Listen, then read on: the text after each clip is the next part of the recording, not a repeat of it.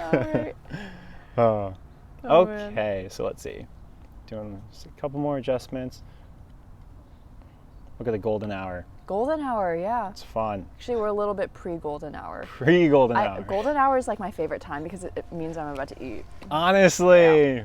Dinner? Dinner time. Okay. Okay, awesome. Are we recording?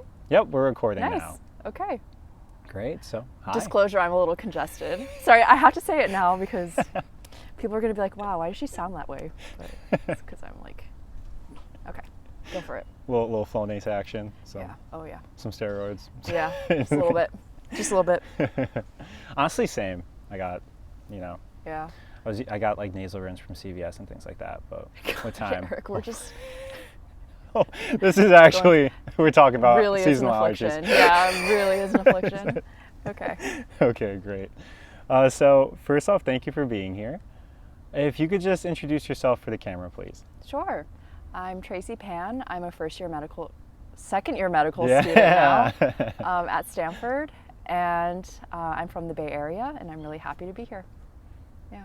I guess I could say what I'm interested in too, maybe.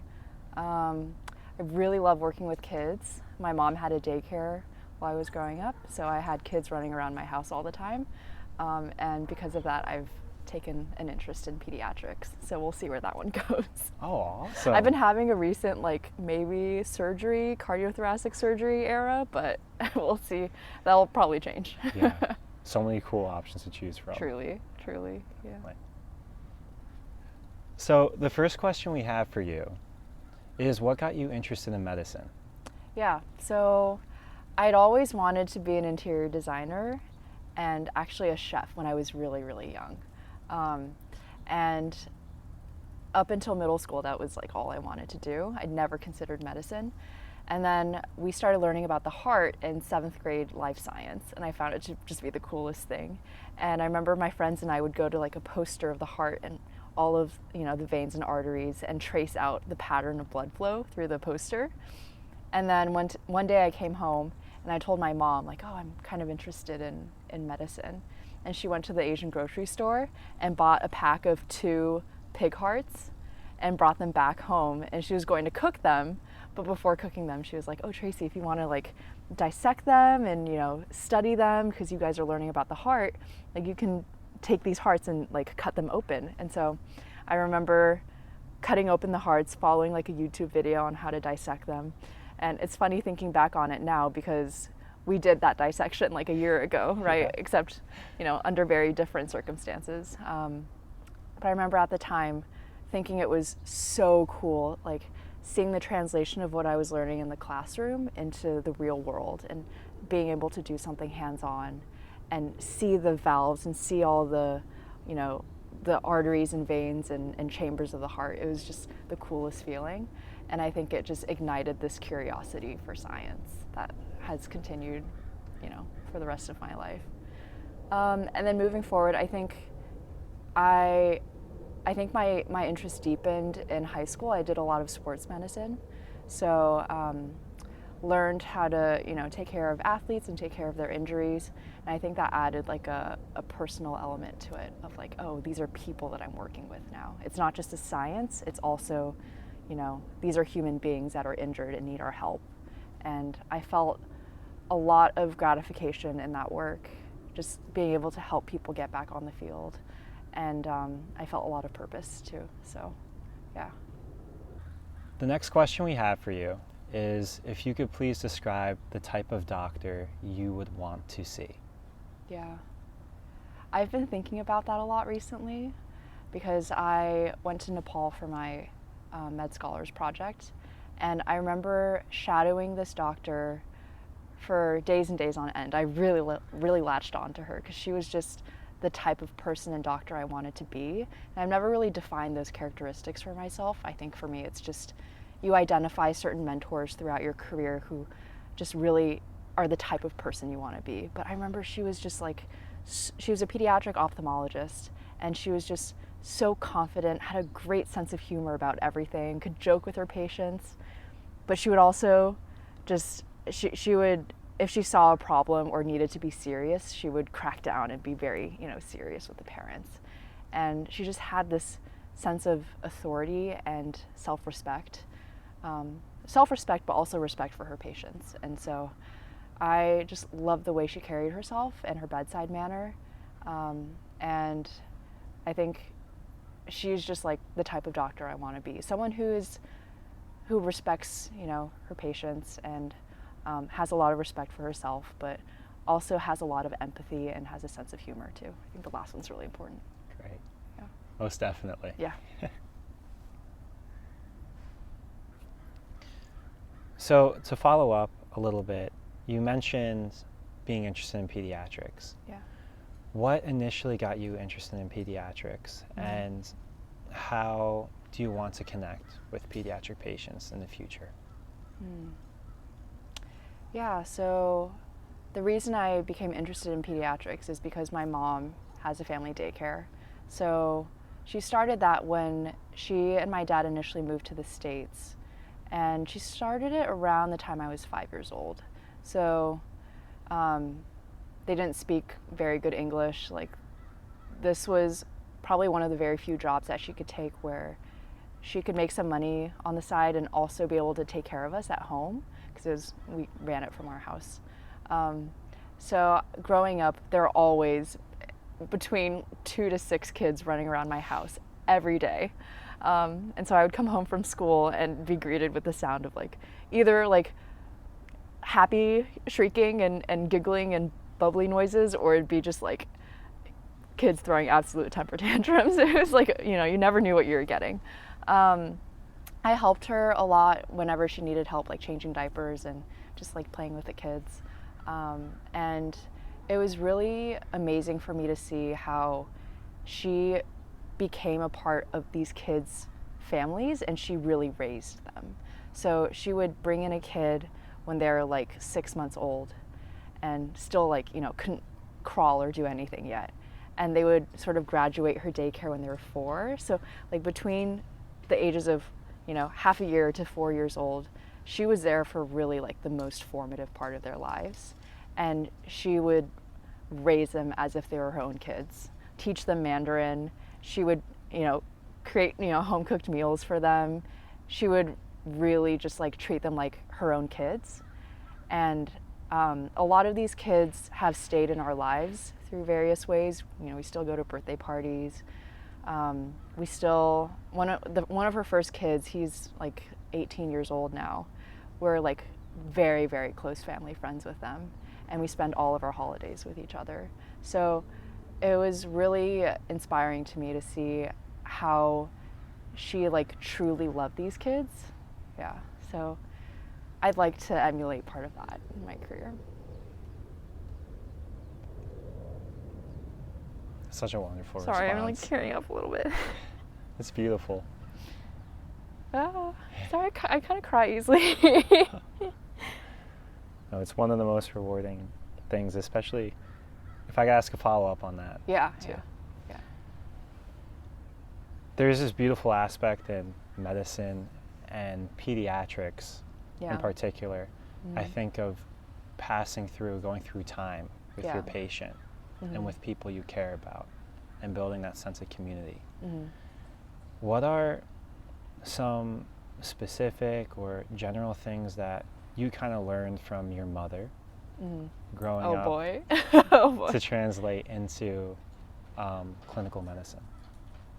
Yeah, I think she never saw raising kids as a task. It wasn't a series of I need to feed them, and then I need to change their diaper, and then I need to read them a book. I think her experiences with them were defined by who they were as kids, and who they were as people, really. And I think going into medicine, I don't want to see my patients as a series of tests that I have to run, of chores that I have to do, of percussions I have to do. To me, I want my patients to be human beings, and I want to see them that way. And I think seeing my mom and how she views her own career has really given me a more human perspective on how I should be approaching my career with kids. Definitely. It's a beautiful response. Sorry, I have genuinely. like tears like dripping down my nose. It's like heinous. No, Okay. no. It's so wonderful too, and like just to have those experiences growing up and how important it is to translate into medicine. Yeah, for sure. That treating people as a human being, but entire universes. Yeah. That you can grow through time with and help support. Yeah. They say that a kid's personality is developed by the time they're 7. And I don't know, like, their core personality. I don't know how much I completely believe that, but I do think, like, seeing these kids grow up, I'm there with my mom, you know, I see these kids grow up, and I've seen, like, at this point, probably like 30 kids grow up. And they really, you can see when their personality starts to develop. And even after they leave my mom's daycare, I still see them occasionally, and they've really retained those like core personality traits. And I think that to me just underscores like the importance of having just great caregivers for kids early on in life. And I don't think that's something that's emphasized enough, both just in our society, but also, you know, I think that's a role that a pediatrician should take on, is that of like a caregiver. You are part of a kid's life during a very important period of development, and it can have huge implications on who they grow up to be in the future. And so, yeah, just the fact that you can have so much impact on one's life, seeing how that has manifested in my mom's career is just makes me a lot more cognizant of how I approach kids and how I approach patients in the future. But yeah, it's really fascinating to see kids grow up, because they become such interesting and fun individuals, and they really grow into themselves in a really beautiful way. It is beautiful. I remember I had ended up shadowing my pediatrician once. Your own pediatrician? My own pediatrician. Really? Just to gain more experience. And I remember I was shadowing him, and we were with a mother and shadowing, and the mother brought in her baby, and you know, we were talking, getting along well, and the mother said to me with a smile on her face, he was my pediatrician. Wow. Because he was older. So he was her pediatrician when she was a little girl, and now he was taking care of her child. I thought it was a beautiful kind of cycle in its own way. Wow, truly, that's amazing. Yeah. And one day you'll of course bring your kids in, and then it'll be a complete. Exactly. So what was like the biggest thing that you learned from shadowing your own pediatrician? Being on the other side of that care. I think something really what you said is something that was a big takeaway for me, of how important that longitudinal growing through time, having someone to talk to, especially through those very important critical stages of life. Yeah.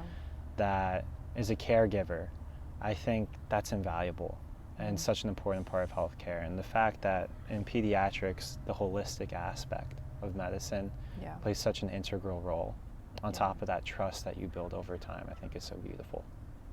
I agree. Could not have said it better. Yeah. It's a party too, you know. Oh, it's an absolute party. We're actually, so I'm one of the leaders of the Pediatrics interest group, and we're trying to think of all these fun events to hold. And one of them is actually trick-or-treating with the kids in LPCH. So we're gonna like try to get some med students to go to that event and like give out candy and stuff like that. They also do like a prom, I think, in the spring. Just like super fun stuff. Yeah. I mean, that's part of the job, and I would like gladly dress up in whatever costume, you know, every day of, you know, my career. But, you know, it is cool to have that like fun, you know, goofy aspect, because I do think that's a part of who I am. And so I wanted to, you know, at least, you know, make its way into my career in some ways. But yeah, I think it's a little unfortunate. I've been having conversations with the other interest group leaders that pediatrics isn't really seen as a desirable specialty. It's interesting because in Nepal it was seen as like a very desirable specialty, but here I think because of, you know, compensation and you know, I don't know, things like that, it's not super desirable, and they're definitely facing a shortage of people that want to go into that field. So yeah, I mean, that's a whole separate topic, but it's been on my mind recently. Oh, definitely. Thank you for sharing. And we'll ask more about that too. Sure. But you mentioned as well, like, how important it is with the seeds. Kind of like, I always thought of it like, you know, you have like little seeds, and then like you help them grow into these beautiful Exactly. trees that are their lives. Yeah. And just how important pediatric is as a whole is just something that really resonates. Yeah. Wait, are you interested in pediatrics or? A little bit. Sorry, I know this is a lot of like supposed to be me talking, but You're chill. I'm genuinely curious. So. I do love pediatrics. Yeah. I do. I do love seeing patients and kids. And Oh, you'd be younger so as good well. at it. Yeah. And I like being goofy as well, Yeah, and just yeah. getting to know the families and everybody. I like the aspect of community, so it's definitely. No, for sure. And it's like a lot of people that I think every pediatrician feels this like imperative that we need to help kids. It's unfair sometimes, or most of the times, that kids have a certain illness or pathology. It just doesn't sit right with a lot of pediatricians. Like you want to help kids get better because they shouldn't be sick. They're kids, right? So I think there is like a lot of rallying and community behind getting kids better, and I think that's one of the things that makes me want to also go in pediatrics. It's like I want to help kids get better because they shouldn't be sick. You know, they didn't do anything wrong. Like they didn't smoke or, you know, eat poorly. Like why are they sick? And so it's part of that like almost sense of unfairness that kids should not get sick that like makes you want to help them get better. That brings up another follow-up question that we've been asking multiple medical students as well. How do you think in those situations will you cope or process helping to treat people with chronic conditions or things that cannot be changed, unfortunately, with modern medicine? Yeah, that's tough. I'll be completely frank. I don't know how I'm going to handle things like, you know, pediatric cancer or deaths, because I haven't faced that yet. I think when the time comes, it'll be very challenging, and it'll come with its own whole set of reflections that might differ from what I tell you now. But I can say that I do feel that like duty to help children, and I think even when I'm in the future helping kids with chronic illnesses who, you know, can't change their circumstances, that my sense of duty to help them, I think, overrides any sort of like sadness or like, I don't know, any sort of depressing emotions that I feel around their care. I just feel like a great sense of gratification helping kids, and even if they don't get better, the fact that I was able to be a part of their care team and be a part of their healthcare journey and do my best as a physician, I think carries a lot of meaning in itself, and I would be happy doing that. But ask me, you know, in a year or two when I've had to face the more sobering realities of death, I think my answer would be slightly different. Yeah.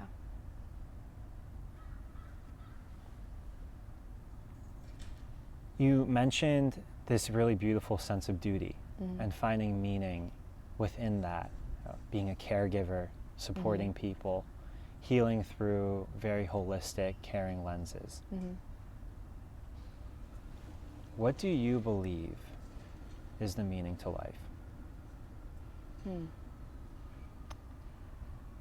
I can say the meaning of life for me,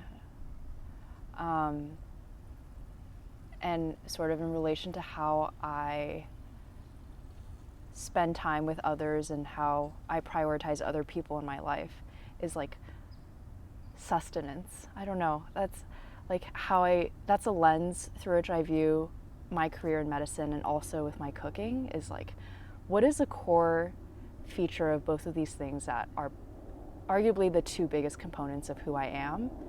And it's the fact that I'm giving people sustenance, that I'm feeding them through, whether it be helping them get better or like actually feeding them food, you know? Yeah.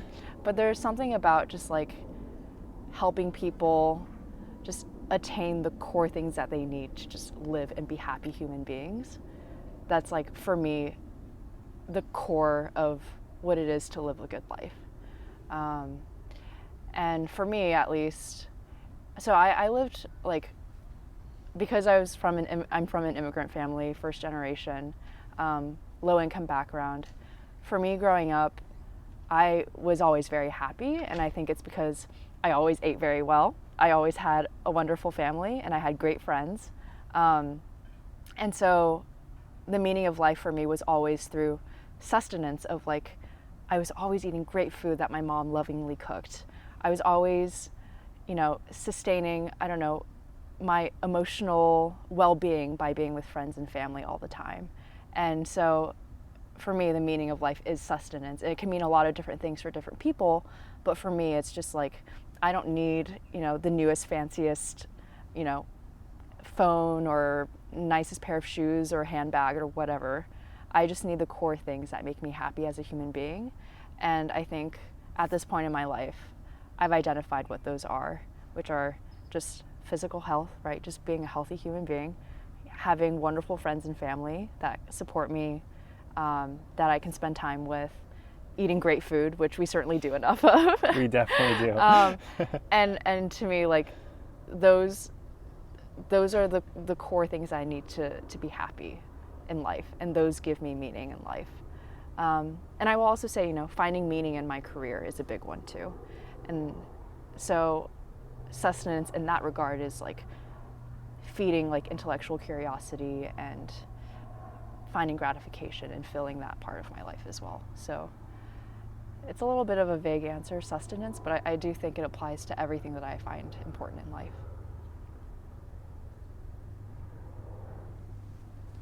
So your responses really reflect a really beautiful theme of finding healing, supports, and happiness through sustenance, but how that relates to relationships and building communities and these really valuable supports with other people. How do you hope to heal outside of medicine? Yeah, I think sustenance outside of medicine ties again with community and like building relationships. So the main way that I've been trying to do that is through cooking for people, and it's something I find so much joy in. I, like before medical school, worked in a restaurant for a couple years. It's called Persimmon in Rhode Island. Shout out to them because they like literally changed my life. This was during COVID, so like 2020. I listened to a podcast about this chef, Christina Tosi. She runs Milk Bar, and she was describing how she, during culinary school, just like worked at a restaurant for free, just like helping them with silly little tasks. And that was how she got her foot in the door. And I remember thinking, well, I can do that, I can just like go to a restaurant and volunteer a little bit. I know I won't be making money, but I'm not doing anything else. And I'd mentioned before, I'd always wanted to be a chef. Like since first grade, I was watching Food Network, and that was the only thing I watched. And so I wanted to make sure for myself that cooking professionally was, at least in the traditional restaurant setting, was either something that I could confirm I didn't want to do, or something that, like a door I could leave open for myself in the future. So I walked into this restaurant, I watched them through their service and just stood there, just like taking notes on dishes that they were making. And it was just like the most beautiful orchestra of like moving limbs and pans and things going everywhere, but it was all just orchestrated chaos in such a fascinating way. Plates would come out at like the exact same time, and it would be just like the most delicious pasta you've ever seen. It was all these beautiful plates of food, and I was just fascinated because it was combining sustenance with artistry, with,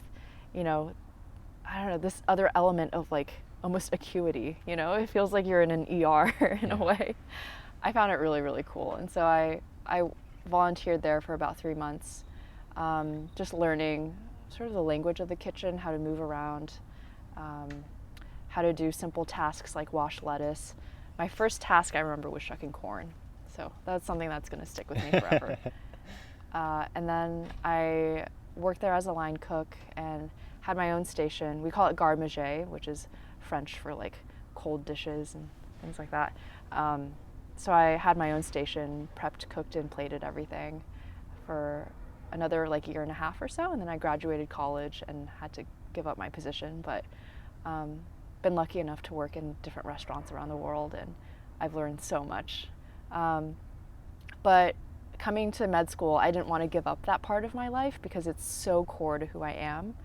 And I'm lucky in that cooking is something that does bring people together. It feeds the creative side of my soul. It feeds also the side that like actually needs to eat. Yeah. But it also like it brings people together in such a beautiful way. Some of the best conversations I've had were around a dinner table. Like it's such magic when you can sit down with an individual or with a group of people and time seems to be an abstract concept. Suddenly it's been 3 hours and you're on the dessert course and you don't know where time went, you know, because you've just been having the most like engaging, wonderful conversation.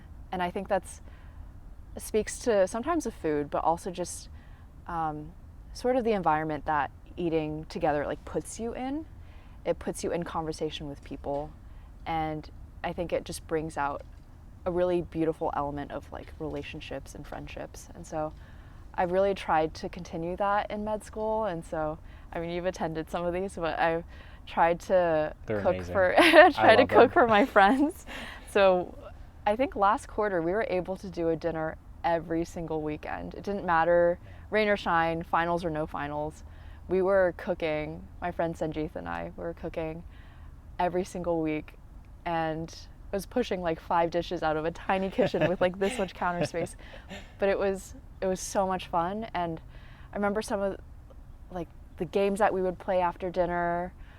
I mean, we just had the best time at these dinners, and I got closer to my friends. I felt like every week I had something to look forward to. I had a community to look forward to. And so cooking and doing these dinners has really fed my soul and given me sustenance in all these different ways. And so I'm going to try to continue it this year. It'll be a little harder, but seeing just like how much joy it brought me last quarter, I'm like more than happy to do it again. Yeah. It brought us a lot of joy too. I could tell. I could tell. It was the best cheesecake I ever had last week. The other day. Wow. This is great. This sounds like slowly setting. Yeah. Chef's kiss, right? Yeah, exactly. Truly. Oh yeah, I see it now. So the next question we have for you is there any life advice that you would either leave to future you watching this video, maybe 10 years down the line, or to viewers of the video in general, whoever they may be?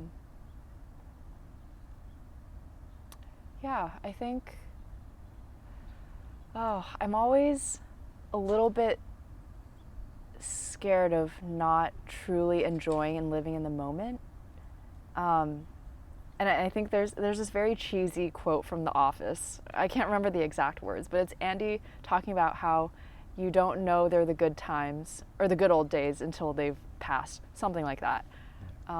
I really just want to live my life in the moment, and I used to be really stressed about getting from point A to point B without realizing that that point B is always going to just be pushed further and further along.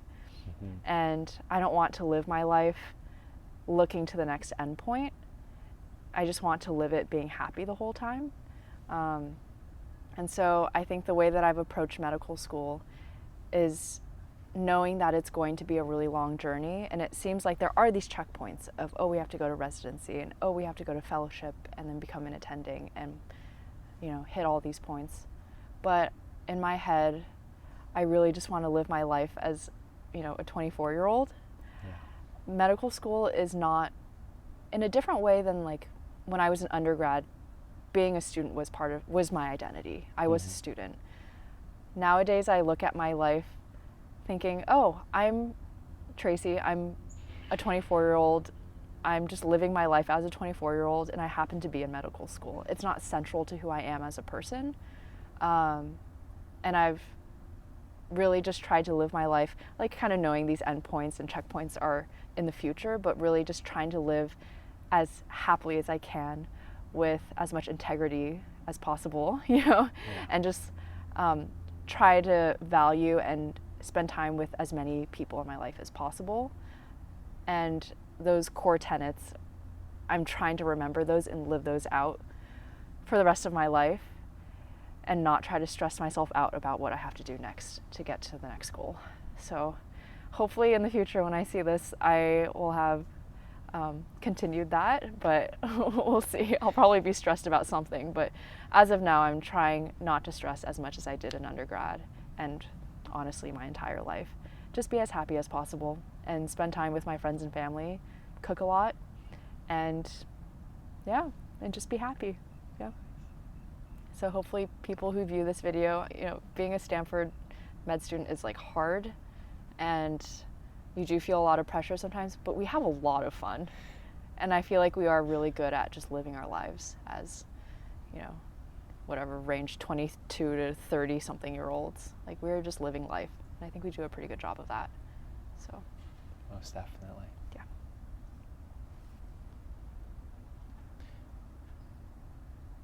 Is there any other comments or thoughts that you would like to leave in this video? Oh boy.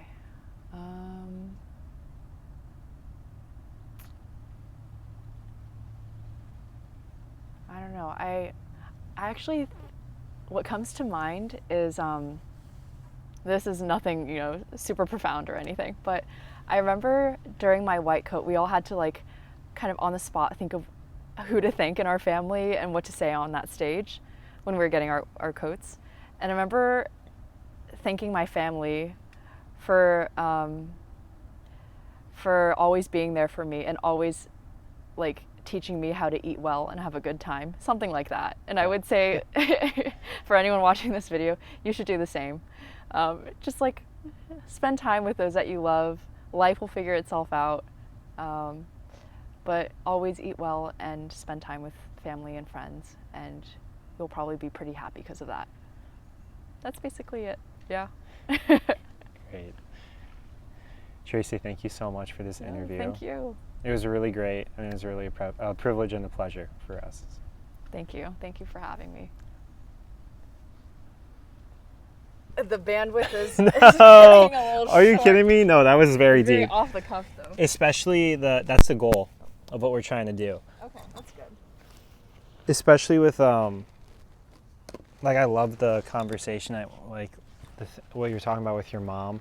Yeah. And like taking care of kids and how that relates to patient care, because I completely agree. Yeah, it's like something I don't reflect on a whole lot. So I was like, anytime I talk about my family, I always get a little emotional. Yeah. They're such, I mean, my mom to me is like one of the biggest inspirations in my life. Like she is just a wonderful human being. I love that so much. Yeah, it's like I really try. It's kind of, everyone says I want to be like my mom, but I actually really want to be like